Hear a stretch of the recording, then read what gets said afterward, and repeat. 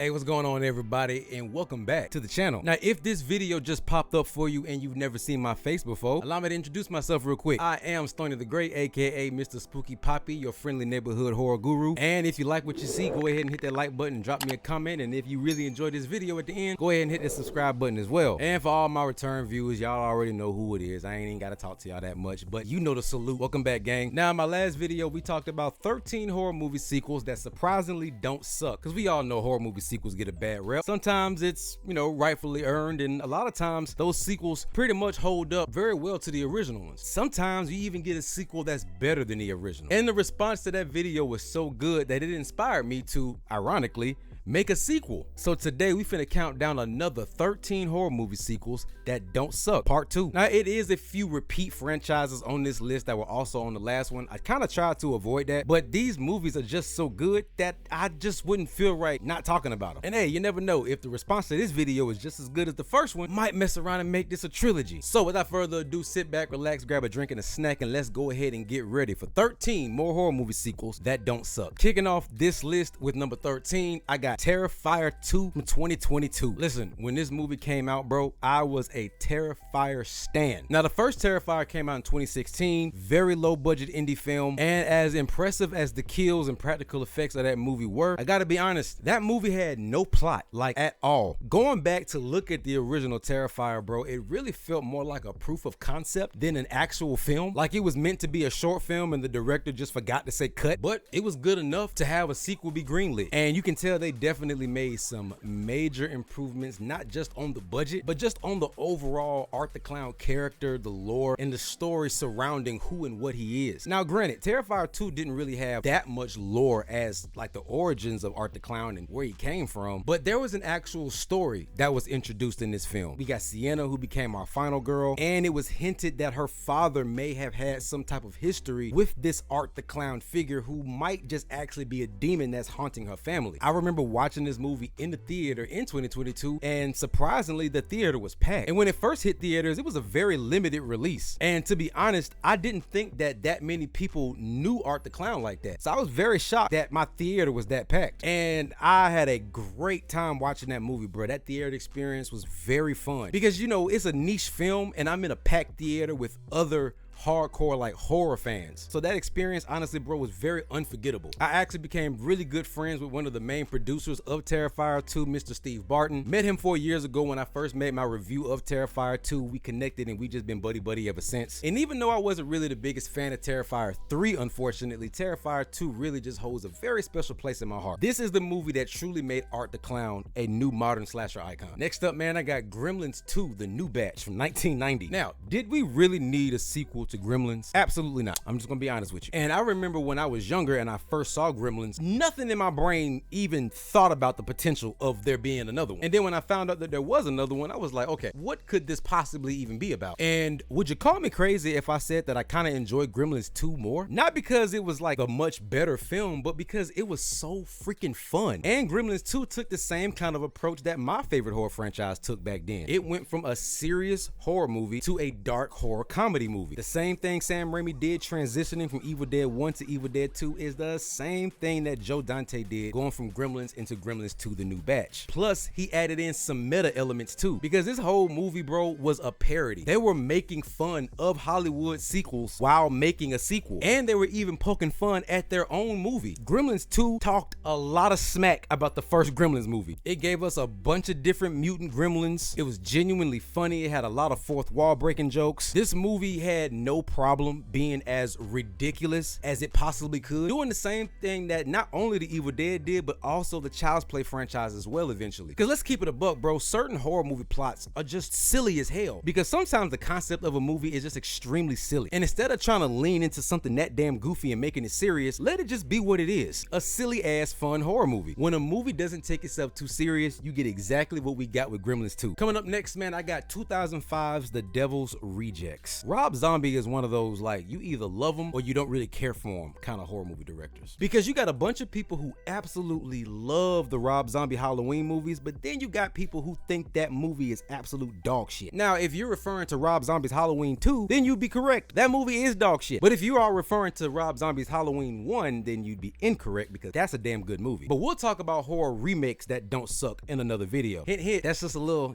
shameless plug. I'm asking y'all if you want me to make a horror remakes that don't suck video. Just hit me up in the comments and let me know. Devil's Rejects completely changed the tone of A House of a Thousand Corpses. A Thousand Corpses, bro, was more like a haunted house kind of movie. It was very contained in its story. But the Devil's Rejects completely switched everything. They took them out of the house and had them in the desert, and it was more like a road trip horror movie. It felt more like a horror western. And what I really like about Devil's Rejects is the fact that he made the family more likable. The Firefly family is undeniably horrible. They're terrible. They freaking suck as people. However, the Devil's Rejects kind of gave them like a little charm and a little charisma. However, Rob Zombie didn't allow that charm and charisma to blind the audience from the fact that these are terrible people. You acknowledge that you like them a little bit better than you did in the first movie, but you also acknowledge that we shouldn't be liking them at all, and they probably need to go to hell. I think this is Rob Zombie's strongest directing and writing out of all of his movies. The movie wasn't so focused on style, it was focused on execution. You can tell that Rob Zombie really wanted to add a little more substance in this film, and honestly, I think The Devil's Rejects is one of the greatest exploitation horror movies of the 2000s, and not to mention, the soundtrack was damn good too. Devil's Rejects earned its spot on this list. At number 10, I got a hot take. I know this one is a hot take. Hottest take on this list, most likely. I got Paranormal Activity, the marked ones, bro. Now hear me out, goddammit. I have shown nothing but respect to all of y'all in the comments. Whether you agreed or disagreed with me, I respect everybody's opinion, so please do the same for me. But yes, bro, Paranormal Activity, the marked ones, that movie is gas to me, bro. And I was very surprised. I had already started to count the Paranormal Activity franchise out. I was done. Like, I was kind of over it. The first one, fire. The second one, I really enjoyed it. The third one, took a little getting used to, but I rocked with it. But at that point, bro, I kind of felt like they had done enough. First of all, I'm already kind of on the fence about found footage sequels anyway. I think the whole charm of a found footage movie is that this is supposed to just be that, found footage. Something that somebody discovered or stumbled across. It's something that really wasn't meant to be seen. It's also meant to feel like something that was unintentional. But when you make sequel after sequel of a found footage franchise, it kind of loses that element. Unless you're doing an anthology style like the VHS series. But if you're actually telling a connected story, I just don't really get on board with found footage sequels, bro. And that's coming from somebody who loves found footage movies. So when we got Paranormal Activity, the marked ones, I am not gonna lie, bro, even though it's a found footage sequel, it did the thing that I like. It stood on its own. It didn't try to drag on the story that was already established in the first three. The movie felt fresh, gave us all new characters, and honestly, the setting of the movie was very believable. You got this family that's in a very regular ass apartment. They're not some suburban family living in a house that you probably couldn't afford unless you were damn near rich. So let's be honest, they were in California, and them kind of houses is not cheap. So this movie was affecting an average everyday family. It mixed in elements of the occult. It even had kind of like an Evil Dead thing where the kid found that journal that had all of like the ritualistic writings in the book. He started tampering with it, and that's how the demon got on to him, and then he got possessed. And that third act, chef kiss, dog. Gave us a nice cultural aspect because the family and everybody in the movie was Hispanic. And I love how they gave us a minority family without it feeling preachy. They were being inclusive. It was giving representation to an underrepresented group, but they didn't shove it in your face like, hey, look, we're being woke. Here's your Hispanic horror movie. It just so happened to be a horror movie with Hispanic characters. Because even as a black dude, I don't like when we get in movies and it feels like the studio is shoving it down our throat that, hey guys, look, there's black people. We give you your black people that you like. I don't like that. I like it when the cast feels authentic and when it feels natural. And this movie genuinely feels like the most natural Paranormal Activity in the franchise, in my opinion. On top of the fact that this movie connected to other movies in some very slick and unique ways, really rock with that, man. So for that, Paranormal Activity, the marked ones earned its spot. At number 9, man, I got Child's Play 2. Now, on the first list, I had Bride of Chucky because that's my favorite Chucky movie. So of course, making the first list, I had to put my favorite movie. Admittedly, Child's Play 2 is definitely up there as the best Chucky horror sequel. You see, those are two different things. Bride of Chucky may be a Chucky sequel, but it is not a Chucky horror sequel. That was a comedy first movie. But Child's Play 2 stuck with the horror from the first movie. And Child's Play 2 might be one of those rare cases where they damn near did the same exact thing they did with the first one. Like, they barely tried to expand or do anything unique outside of the execution of the plot. But overall, bro, it was the same damn movie. Definitely giving, you know, real if it ain't broke, don't fix it vibes. And I think that works for a movie like Child's Play 2, because you got to look at Chucky and Andy's dynamic as more of a cat and mouse kind of thing. The whole universe revolves around Chucky trying to chase this kid and take over his body. And the thing that keeps Child's Play 2 from being just like a rinse and repeat of the first one, even though the plot was pretty much the same, is the fact that Child's Play 2 is when we actually saw the first tone shift in the franchise. Because although Bride of Chucky is when the horror comedy elements fully took over, the horror comedy elements really started with Child's Play 2. Child's Play 2 was a lot more sillier than Child's Play. It was a little more over the top. Chucky as a character was a bit more developed, whereas the first movie, he was kind of like an experiment, like how do we want him to sound? How do we want him to talk? How do we want him to act? And I think once the fans responded to Chucky the first time, the studio knew how to fine tune those characteristics. And I think Child's Play 2 gives off one of the best overall Chucky performances. I gotta give Child's Play 2 its props, because this is right before the franchise fell the hell off. Because Child's Play 3, no sorry, bah. If I made a list of horror movie sequels that do suck, Child's Play 3 is going on there, bro. Don't care. Next up, man, I got Halloween 3 Season of the Witch, aka the most misunderstood horror movie sequel of all time. I don't fully blame audiences for not fully grasping and warming up to this movie when it first came out. Because here's the thing, John Carpenter wanted to make the Halloween franchise an anthology. He didn't want Michael Myers to be the main star. Hell, they didn't even call him Michael Myers that much in the first movie. He was credited as the Shape. He was kind of supposed to be just a one-off kind of thing. But the reception to that movie was undeniable, and it called for them to make Halloween 2 damn near right afterward. The second movie came out in 1981, and it literally picked up like 2 minutes after the first one ended. So now we have Halloween and Halloween 2 featuring Michael Myers. So naturally, if we get a Halloween 3 and people see the promotion, they automatically gonna think, oh snap, my boy Mike finna come back. Hell no. That boy didn't come back worth a damn. The most coming back he did in Halloween 3 was like on like a commercial or something on TV. Halloween 3 Season of the Witch completely changed everything. And the reason why I think people hated that movie so much when it first came out ain't because it's a bad movie, but because John Carpenter and the studio didn't tell people that Halloween was never supposed to be about Michael Myers. It's not like when the first movie was advertised, it was advertised as Halloween, a new horror anthology by John Carpenter. If people saw that, they would have automatically assumed that, hey, maybe the second and third movies won't be like this one. But that ain't what happened. They just advertised Halloween as the next big slasher. And then you gave us Halloween 2, and you gave us Halloween 3, and there's no slasher, and it's a bunch of kids getting their faces eaten off by Halloween masks. I beg your pardon? When the fudge sickles did we sign up for this? You know what I mean? So you really can't blame audiences for not really rocking with that movie at first. But as time went along and people understood what John Carpenter's original intention for this film was, they looked at it with a different set of eyes. Now, thankfully, I knew that already going into it. Kind of the benefit of, you know, being born in 1991. These movies were already old by the time I was old enough to enjoy them, so I had time to do research beforehand. So I was able to look at this movie with a fresh set of eyes, already knowing what was going on,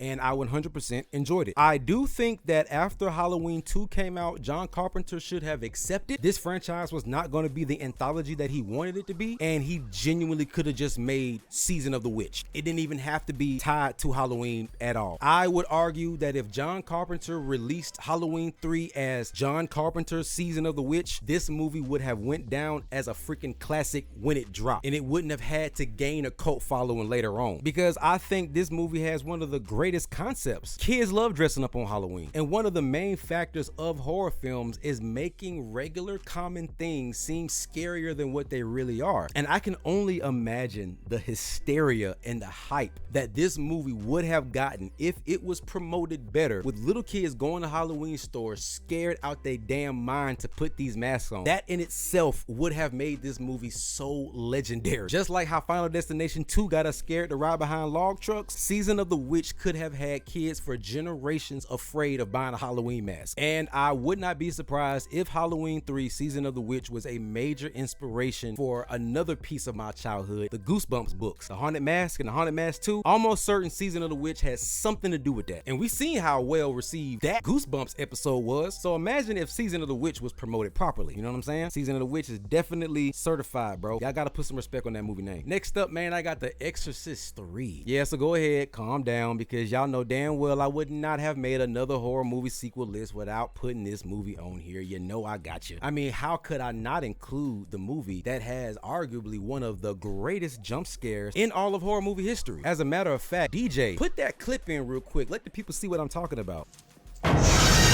Now, there's quite a few things that make Exorcist 3 a good movie. One of those things being the fact that it understood that it was not The Exorcist. This ain't Reagan. This ain't the original movie. And it knows that. Doesn't even try to be anything like that. Not to mention, Exorcist 3 was written and directed by the author of The Exorcist. So this one felt like a true follow-up. Exorcist 2, what was it, Heretic or whatever? God, that movie freaking sucked, dude. Like, it sucked so bad that I don't even want to acknowledge its existence, but unfortunately, I have to. I swear, if I could write a petition to just make Exorcist 3 The Exorcist 2 and then just act like Exorcist 2 don't exist, I really would. And even though it's called The Exorcist, it's not a possession heavy film. This one is more like a psychological crime thriller. Really kind of reminded me more of like Silence of the Lambs than it did an Exorcist movie. I put this movie in that category of movies like Kiss the Girls and Seven, those dark psychological crime thrillers that, you know, skate the borderline of being a horror movie. That's where this movie falls in line at. And when I tell you, bro, this movie has some of the best acting performances in a horror movie, and I don't even mean just from one person. I'm talking about everybody in this damn movie. The Exorcist 3 does have a real life spooky factor to it. Jeffrey Dahmer loved this movie, and he used to show it to his victims before he did stuff. I'm not gonna front. That automatically made this movie that much more creepier to me. As anybody you know, man, Exorcist 3 easily one of the greatest horror movie sequels of all time. Next up, man, I got Phantasm 2, a movie sequel that low-key should not have worked. As a matter of fact, no, I'm not even gonna say low-key, high-key. It shouldn't have worked at all, bro. First of all, first Phantasm came out in 1979, okay? Second one came out in 1988. Damn near a whole decade later. The whole landscape of the horror genre had completely changed at this point. The first Phantasm came out before we had a Jason, a Freddy, a Chucky, a Hellraiser, a Ash Williams. And then when the second one came around, we had a whole decade damn near of over-the-top, gory, goofy, campy slasher films. And then here comes Phantasm, this weird, Lovecraftian, mysterious, slightly slow burn, sci-fi, weird-ass movie. Safe to say it didn't 100% fit in with the rest of the horror movies of its time. But this movie did one thing that I feel like was a very smart decision, and it was the fact that it leaned in on its horror icon. This is the 80s, so at this point it's all about the main star of the horror movie, and that star isn't the final girl, it's the killer. Chucky became famous, Pinhead became famous, Jason, Freddy, Michael, and so forth. So who did Phantasm have? Phantasm had the tall man. And Phantasm 2 took everything that made the first Phantasm weird and said, how can we get weirder? Had a much bigger budget than the original one. Phantasm 2 felt like a straight up fever dream, like the most surreal nightmare you will ever live through. The practical effects were fantastic. This movie is one of the most genre bending horror movies I have ever seen, bro. It is literally a sci-fi horror, dark fantasy, Lovecraftian, liminal space horror movie before liminal space was even a thing. However, there was one major controversy with this film, and that's the fact that the main star got recast. You make fans wait damn near a decade for a follow-up to pretty classic legendary films such as Phantasm 1, and then when they finally get their beloved franchise back, we got a whole new protagonist. You might call me crazy, but I think I like Phantasm 2 a little bit better. I can definitely say I've watched Phantasm 2 the most. We got 2009's Wreck 2. Once again, yes, I am breaking my anti-found footage sequel rule, whatever, I don't care, accountability, yes, I own my shit. But I gotta admit, Wreck 2 is fire. It really is fire, bro, and I didn't want it to be. I love the first Wreck so much. I think that Wreck 1 is one of the greatest found footage horror movies of all time. I think it's one of the best zombie infected movies of all time. That movie is genuinely terrifying, bro. And Wreck, just like most found footage movies, I didn't see a point of a sequel. I didn't even see how they could have made a sequel out of what they left us off with. Again, found footage movies are very contained stories. It's one and done. And when everybody at the end of the movie got, I pretty much said, oh, well, there's the end of that. But apparently it wasn't the end of that. So what did they do? They picked us up 15 minutes after the first movie ended, but this time we're following the SWAT team. And while you may think that this is a zombie infected horror movie, it was, the first one at least. In the second one, we learned that these were not just regular zombie infected people. This was demonic possession, so it added a supernatural element to it. And once again, I have to insert my Evil Dead glaze. It gave me that kind of Evil Dead vibe, you know, because the Deadites are basically zombie demons. They're not 100% demon, but they're not 100% zombie. They're like zombie demons, and that is literally what they were in Rec 2. That movie was intense to all be damned. It expanded the lore, but didn't make it annoying. You know what I'm saying? Like, they wasn't doing too much. It was a very contained expansion. All right, man, next up, we really going recent for real. We're going as recent as last year. Final Destination Bloodlines. Final Destination Bloodlines was my first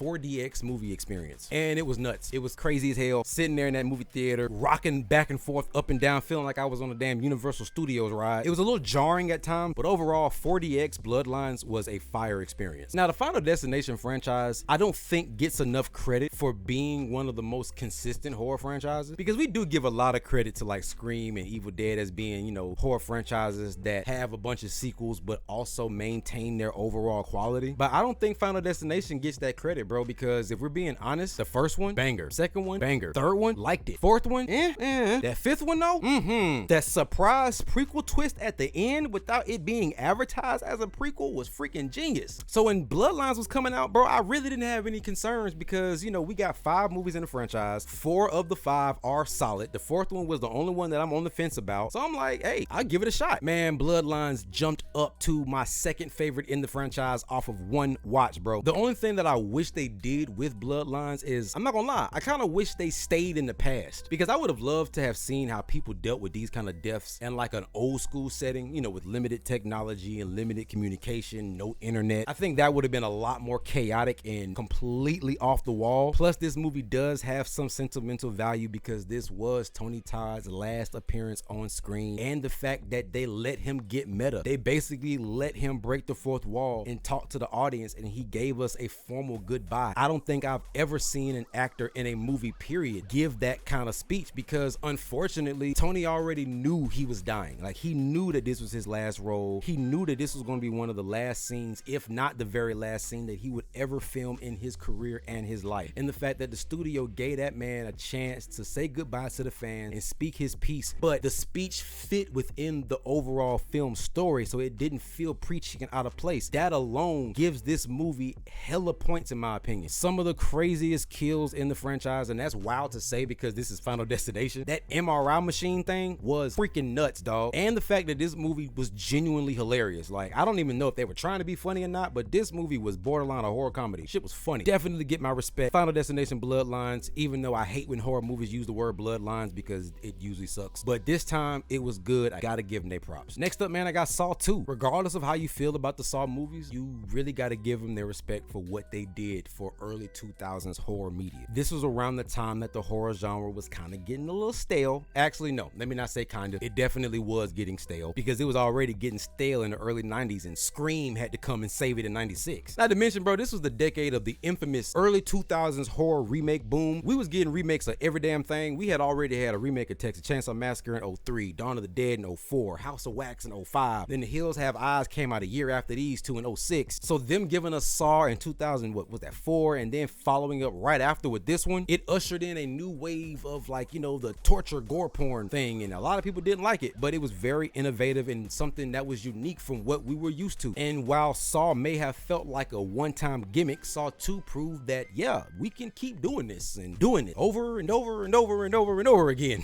Because I think we got like 11 Saw movies now, or 10. Saw 2 expanded the mythology. We got introduced to Amanda as a character. John Kramer was deep in his like dark philosopher bag, and I'm not gonna front, Saw 2 might have one of my favorite Saw traps in the whole franchise, because the way the studio was tweaked the fuck out when they made that nerve gas house, hell no, y'all was wildin'. I don't know who came up with that, but you are sick, and I loved every bit of it because that was gas, no pun intended. Do I like Saw 2 more than the first one? Absolutely not. However, Saw 2 is definitely one of my favorites in the franchise, because after this it kind of started to get a little I just wish that my boy James Wan was a little bit more involved with this one. That's all. All right, man, we almost at the end of the list, and we got 2 movies left, and I kind of feel bad about this next pick because technically it doesn't belong here, but I put it here for a very specific reason. Just rock with me. But at number 2, I got 2016's Ouija: Origin of Evil. And yes, I know the video is called Horror Movie Sequels That Don't Suck, not Prequels That Don't Suck. So you may be wondering, Stoney, why did your dumbass put this movie on this video? I'm gonna just be honest with you. One of the reasons is because I had already written the list, and when when I hit record and I noticed that this was a damn prequel, it was too late. But I love the movie so much that I gotta talk about it. And that leads me to number 2 of why I put this movie on this list, even though it's a prequel, not a sequel. The original origin was god-awful, horrendous, terrible. Excuse my language, but that was a bullshit ass movie. Thank God Mike Flanagan even had the balls to touch this franchise to even give us Ouija Origin of Evil. This was the first Mike Flanagan project that I saw, and it is so wild to me because last week at San Diego Comic-Con, I got a chance to interview Mike Flanagan. I sat next to him. We talked horror. We talked about his new Carrie series coming out. I got a selfie with Mike Flanagan. Come on, bro. This is why I love my job. You know what I mean? Like, this is why I do what I do, bro. But with this being my first Mike Flanagan film, it gave me the perfect introduction to his style of horror. And this movie just proved that this man is not a one and done kind of person, because when he gave us Ouija Origin of Evil, he went on to give us stuff like Dr. Sleep, which was a movie that was mentioned in the last video. He gave us Hill House, Bly Manor, the Carrie series, and he's given us the new Exorcist reboot. Oh yeah, and let's not forget Midnight Mass. The man has earned his chops in this genre, and I don't think he's missed yet. Bro, Ouija Origin of Evil was so surprisingly good that I had to put it on here, bro. Prequel or not, don't care. One of the greatest comebacks in horror movie history, bro. First of all, those practical camera tricks that made this movie look and feel like it came from the 60s. Peak cinema. Strong performances. Everybody in this movie acted their ass off. I love the story and the plot of this movie. I love those kind of like paranormal movies where it focuses on a person or people who like to tamper with the paranormal, thinking that it's a joke, and then the paranormal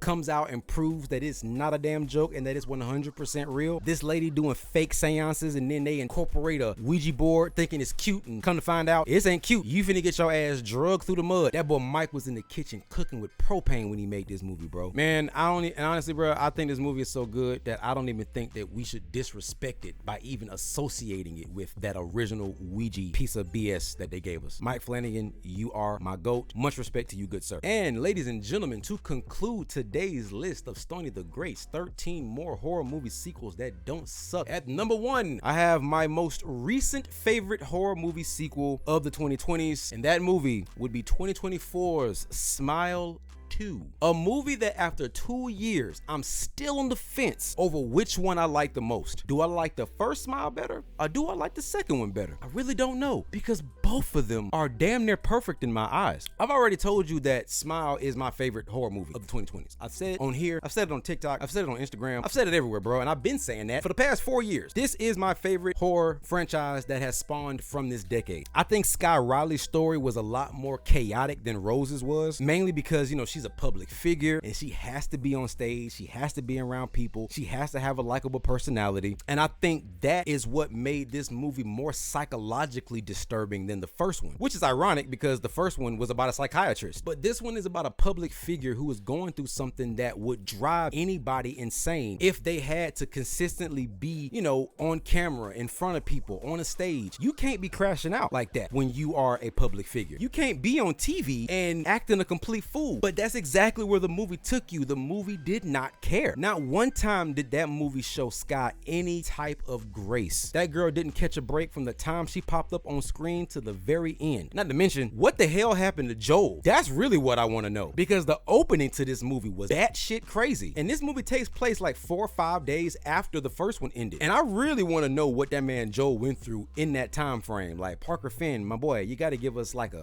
little, you know, Smile 1.5 to give us something in that middle. And the thing that separates Sky from Rose also is the fact that Rose genuinely was 100% innocent. She didn't do anything wrong. There was no karma. There wasn't nothing that she was hiding. She just had childhood trauma that she was trying to heal from, and one of her ways to heal from that trauma was by helping other people, by being a therapist. Sky, on the other hand, she had kind of a dark past. Like, she was literally responsible for her ex-boyfriend's death. Like, she killed him, essentially. Like, I don't know if you've seen the movie, but that wasn't a mistake. Like, she grabbed the wheel. She caused that. So even though the curse was a lot more relentless and a lot less forgiving when it came to Sky, and you kind of want to feel bad for her, you kind of realize realize she's not a good person. You know what I'm saying? Like, she had to call her friend to try to make amends, not because she wanted her friend back in her life, but because she was being haunted by a demon and she ran back to her because that's all she had. But it kind of makes you think, like, Sky, if you wasn't being haunted by the smile demon, would you have called Gemma? Probably not. The movie didn't shy away from our main star being a piece of shit, really. She wasn't some sympathetic character that you felt bad for. Yeah, it was a little over the top at times, but you do realize that Sky is a bad person. She was already publicly known for crashing out doing drugs and had to go on like a redemption tour to get her image back. She is responsible for the death of somebody. She alienated her best friend and only went back to her when she needed help. Yeah, I think all of that qualifies Sky Riley to be not a good person. And I know that they're making a Smile 3. I just don't know when, and I damn sure don't know how, because the way that movie ended, OMG, what the hell? How is y'all gonna follow that up, my boy? What are y'all gonna do? Usually when somebody gets past the smile curse, it's like a one-off situation. It's just one person that has to deal with this curse because they witnessed the tragic death of somebody else. But we're talking about a stadium full of people, and I don't know the rules 100% of the smile curse, but if that includes people who watched it at home, that means they're cursed too. So we're talking about a stadium full of people and thousands of people watching it at home. I don't know what they're gonna do with Smile 3, bro, but I feel like they might have bit off more than they can chew, but I trust Parker Finn to do what it do. But if they turn Smile 3 into like a global pandemic kind of movie, boy, I will be there day zero. I'm camping in the parking lot of the movie theater. That is, if Paramount don't invite me to the premiere. Wink, wink, you know, I'm talking to you, Paramount. But no, on some serious stuff, man, Smile 2 was a great movie, man, and it's genuinely uneasy and unsettling. I think they did a phenomenal job with that film, bro. Easily one of the greatest psychological horror films of all time, in my opinion. Yes, maybe a hot take, I don't give a damn. But all right, y'all, that concludes my list of the 13 horror movie sequels that don't suck, part 2. There's actually plenty more horror sequels that are pretty good. I was really trying to like not repeat franchises. Like in the last list I did Bride of Chucky, and in this one I did Child's Play 2. I did Halloween 2018 in the last one, and in this one I did Season of the Witch, and I did Final Destination 2 in the last one, then I did Bloodlines in this one. I didn't really want to do that, but a sequel is a sequel, whether it's the second, third, fourth, fifth, or sixth. So it is what it is, bro. And besides, me picking multiple sequels from the same franchise can keep this series going. So if you are insane enough and want a part 3 to horror movie sequels that don't suck, just hit me up in the comments and let me know. And if you want me to tap into a sidebar project and give you horror remakes that don't suck, also hit me up in the comments and let me know, and I got you. Once again, you already know what it is. It's your boy Stoney the Great, aka Mr. Spooky Poppy, your friendly neighborhood horror guy. And y'all be easy, y'all be smooth, and y'all stay spooky.